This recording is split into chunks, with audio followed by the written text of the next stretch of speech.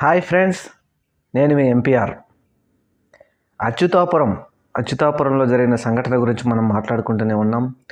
అక్కడ 3,000 ఎకరాల్లో సెజ్లో ఉన్నటువంటి ఎసెన్సియా కంపెనీలో జరిగిన ఘోర అగ్ని ప్రమాదంలో రియాక్టర్లో అగ్ని ప్రమాదం జరగటం, ఆ బిల్డింగ్ పడిపోయి చనిపోవడం, దాని గురించి నిన్నంతా మాట్లాడుకుంటున్నాం.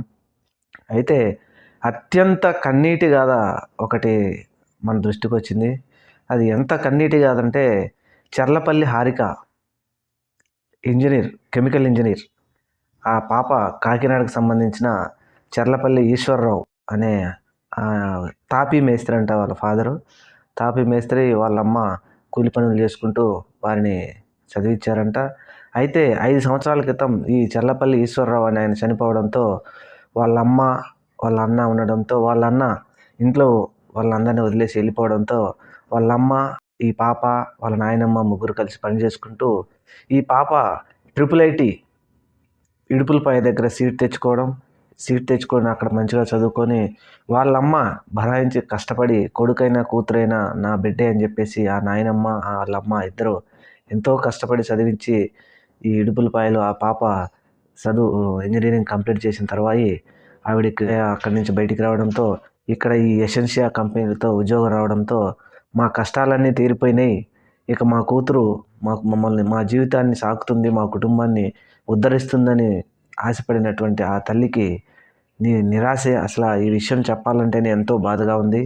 ఈ హారిక ఇది సంఘటన జరగక 2 రోజుల ముందు ఏదో ఊరికి వెళ్ళేసి శనివారం రోజు ఆదివారం రోజు అంటున్నారు సెలవు తీసుకొని, శని ఆదివారం వాళ్ళ ఇంటి దగ్గర ఉండి, సోమవారం మంగళవారం కూడా సెలవు తీసుకొని 2-3 రోజులు ఇంట్లో ఉండి, వాళ్ళ అన్న ఎవరో వచ్చారని ఉంటూ రాఖీ కట్టడానికి వెళ్ళి, బుధవారం రోజు ఈ ఘటన జరిగితే, ఈ ఘటన రోజు ఇంకొక రోజు ఇంట్లో ఉండాలని చెప్పి బుధవారం రోజు ఆ కంపెనీ వారిని లీవ్ అడిగితే, వారు ససేమిరా కానే కాదు, మీకు లీవ్ శాంక్షన్ చేయటం లేదు అనడంతో, బుధవారం రోజు ఉదయాన్నే ఆవిడ ఆ కాకినాడ నుంచి అక్కడికి బయలుదేరి వెళ్ళిన 2 గంటల్లోనే కాలి బూడిదైపోవడంతో, ఈరోజు ఆ కుటుంబాన్ని చూస్తే అసలు ఇది చెప్పుకోవడానికి వర్ణాతీతమైన బాధ అక్కడ ఆ తల్లి పడుతున్న. ఎందుకంటే కట్టుకున్న భర్త లేడు, ఉన్న కొడుకు వదిలేసి వెళ్ళిపోయాడు, కష్టపడి చదివించిన కూతురు ఒక ఉత్తీర్ణురాలై కుటుంబాన్ని నిజంగా నన్ను బతికిస్తుంది, నా కుటుంబాన్ని నిలబెడుతుంది అనుకున్న ఆ తల్లి ఈరోజు అక్కడ ఏడుస్తూ ఉంటే నిజంగా కన్నీటి బాధే అది. ఈ చర్లపల్లి హారిక చనిపోవడం మాత్రం ఇంతమైన ఘోరం.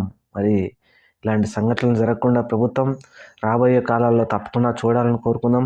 ఎందుకంటే ఒక్క తల్లి కష్టపడి చదివించి ఈ స్థాయికి తీసుకొచ్చి, కనీసం ఆ తల్లి ఉద్యోగం చేస్తుంది నా బిడ్డ అని 6 నెలలు కూడా ఆశించి సంతోషంగా ఆ బిడ్డ చనిపోవడంతో ఈరోజు ఆ తల్లి కన్నీటి గాథ అక్కడ అచ్యుతాపురంలో ఆ కంపెనీ దగ్గర చూస్తుంటే చాలామంది చెబుతూ ఉంటే వర్ణాతీతం అనిపిస్తూ ఉంది. నిజంగా ఇది చాలా బాధాకరం.